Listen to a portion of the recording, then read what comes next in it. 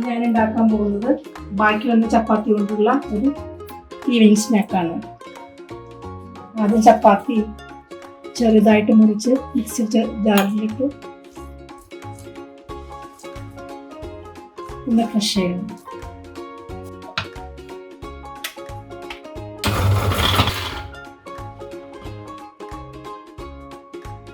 ആറ് ചപ്പാത്തി എടുത്തിട്ടുണ്ട്.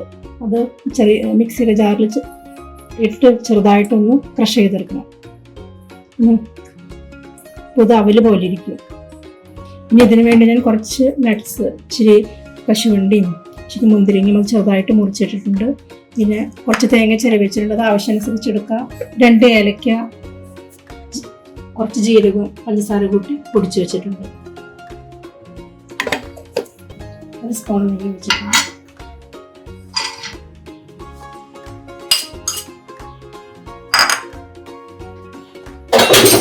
നട്ട്സ് ചെറുതായിട്ടൊന്ന് റോസ്റ്റ് ചെയ്യും.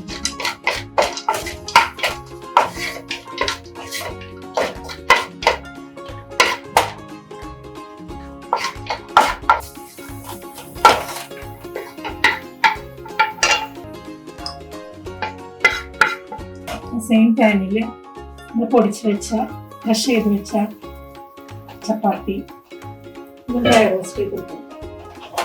ഇതിപ്പോൾ അവല് പോലെ, അവല് വിളയിക്കുന്ന പോലെ അല്ലെങ്കിൽ അവല് വരട്ടിയ പോലെയാണ് ഇതിൻ്റെ ചപ്പാത്തി എന്ന് പറയുകയില്ല. ചെറുതായിട്ടൊന്ന് ക്രിസ്പി ആവുന്നത് വരെ ഒന്ന് റോസ്റ്റ് ചെയ്യാം. നന്നായി റോസ്റ്റ് ചെയ്തതായിട്ടുണ്ട്. ഒരു 3 മിനിറ്റൊക്കെ പിടിച്ചിട്ടുണ്ടാവും ഇത് റോസ്റ്റ് ചെയ്യാൻ. ചെറുതായിട്ട് ക്രിസ്പി ആയിട്ട്